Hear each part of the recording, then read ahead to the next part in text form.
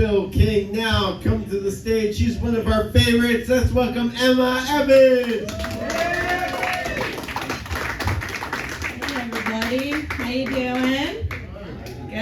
Good. It's good to see you guys. I'm Emma Evans. I just got back from Jamaica, so I've been doing a little bit of traveling. Call it my colonialism immersion program. I was there for a wedding, so it was also a little bit of an exercise in the temporary suspension of disbelief. But, it was hard also, because I had to go a week without doing comedy, which is really hard for me. I'm a little addicted. It got rough. It was close to I was just about to put anything remotely microphone shaped up to my mouth and hope for the best.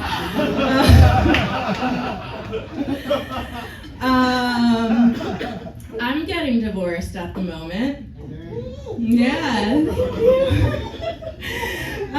And I figured out I don't think that people who are recently separated or divorced should be released directly back out into the wild. I feel like I stumbled into a trap 10 years ago because there was a free meal inside, and I've just been living in captivity ever since. It's not all bad though. They let you out as long as you have a little tag around your ring finger. Get used to a certain standard of care.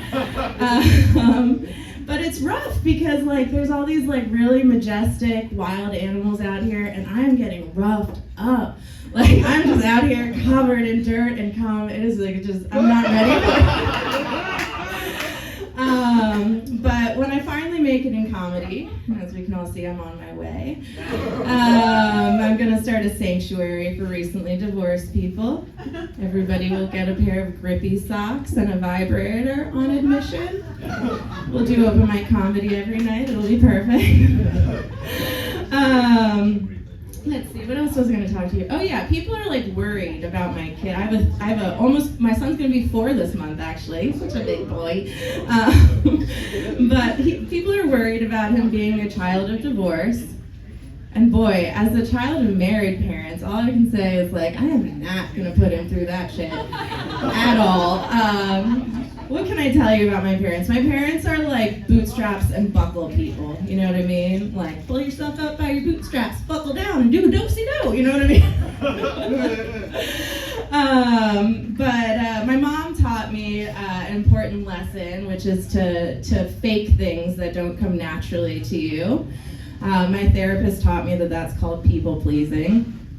It's a real trap though, right? Because you're don't be a people pleaser, don't be a narcissist. Turns out they're the same exact fucking thing. And all I can say is up here by myself on a stage with a microphone in my hand is where I feel the greatest sense of shared humanity, with all of y'all. I don't believe in the capital T truth, but this is honest to me and I love it. I feel really lucky that I get to do it. And we all come into this world, I think, trying to say something, and so many people never make it past crying when they shit their pants, you know what I mean? So anyway, I'm lucky. I did want to say something about heckling though, because I recently brought a non-comic friend to a comedy show with me, and let's just say there was a little bit of a situation. White woman, not named Karen, but that was the only thing missing.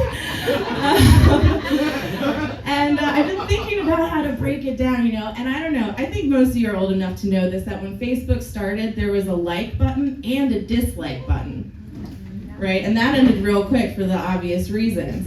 And I think you all have experienced this, you make a post, you think it's clever, you're really feeling yourself, and then it's just out there flapping in the wind. And you just have an existential crisis. It's bad. A dislike button is just fucking mean. And that's what heckling is. It's just mean. Just don't do it. You don't need to say you dislike something. Just let them hang out there with their dick out. You know what I mean? Anyway, that was my little rant about heckling because I've been thinking about it a lot. But I've been in this weird place where I'm I'm old, but I'm not that old. I feel old sometimes. And I'm old. I'm not that old, but I'm old enough to be divorced with a kid. I'm old enough. I'm not that old, but I'm old enough that I've spent way too many years trying to fix the men in my life. but I'm not quite old enough to be a late in life lesbian, so I'm just like hanging on. And I'm like not that old. Like I still go out to a concert on a school night, you know what I mean? But all of my favorite bands are on their 20th anniversary tours.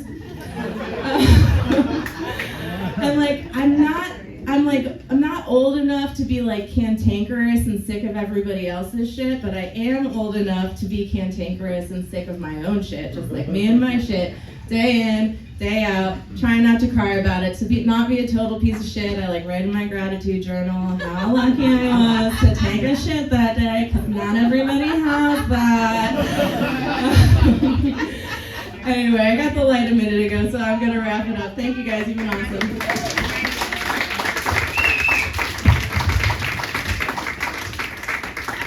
Emma Evans. All right, on deck is Bill King in the hole.